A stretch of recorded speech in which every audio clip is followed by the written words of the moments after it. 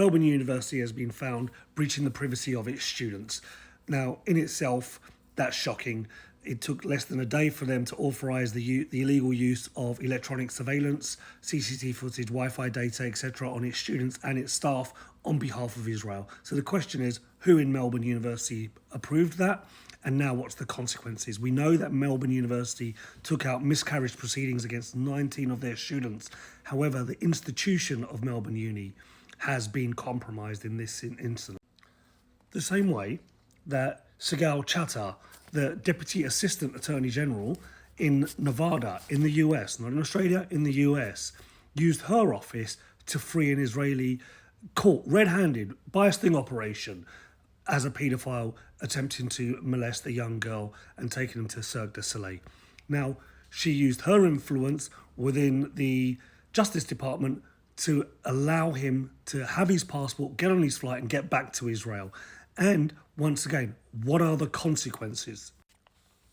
Lord Dannatt, the former head of the British Army and a life peer in the House of Lords, used his influence in Britain this time to corrupt the rule of law and to push for the banning and the prescribing of Palestine action. And Julia Sabatinda has used her position as the Vice President of the ICJ to undermine the court's rulings on genocide. As a ardent Zionist, once again, she's infiltrated an institution and now used her personal beliefs, her personal vindictiveness to approve the oppression of the Palestinians, undermine the institutions that she's now part of, and make a mockery of the international order. And that really takes us back to where we started.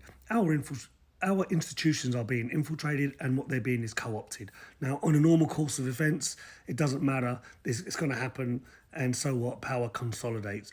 But in this situation where an active genocide has happened, they've been planning for years. If we have a look at Ilan Pappé's book, Lobbying for Zionism, Both Sides of the Atlantic, talks about how a group of young people have been groomed for leadership and placed in institutions that when they're actually lobbying, they're not lobbying neutral parties and convincing them an argument. By the time they get into positions of power, they're already committed hardcore Zionists. And this is the institutional corruption that we now need to undo. And we don't do that individually. We need to do that by working together, collectively, organising collectively, but also strengthening the institutions we have, whether they are volunteer groups, socialist groups, business groups, religious groups, mosques. It doesn't matter. An organised body of people is so much more effective than the individuals. But until we get organised, let's do it as individuals.